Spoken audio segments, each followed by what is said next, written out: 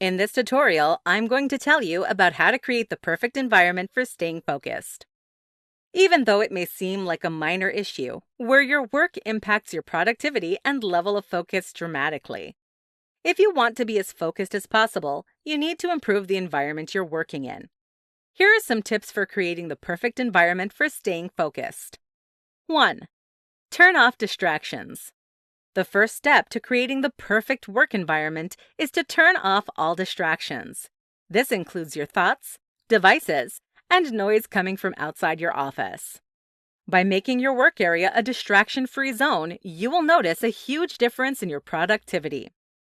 Obviously, something like turning off your phone is pretty self-explanatory.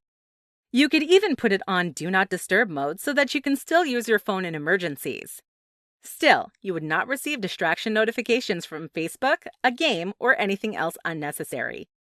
If the distractions are more difficult to turn off, try to be a bit more creative. Obviously, a chatty coworker outside can be handled by closing the door. If you can still hear the talking and it's a distraction, put on classical music or something else to drown out the sound. 2.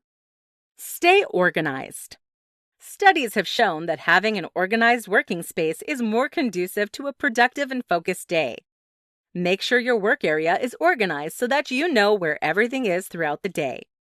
If your desk is not currently organized, take a couple of minutes to clean up the area. Simply get rid of everything you don't need and create an organization system within the drawers. You can find affordable storage options at a dollar store. As the days go on, try to keep your desk as organized as possible. 3. Make your goals visible. Most people organize their to-do list and goals in their head. Though this works for some people, it certainly isn't the most effective option if you have a lot of tasks to do. Take your to-do list to the next level by writing it down and placing it somewhere visible in your office.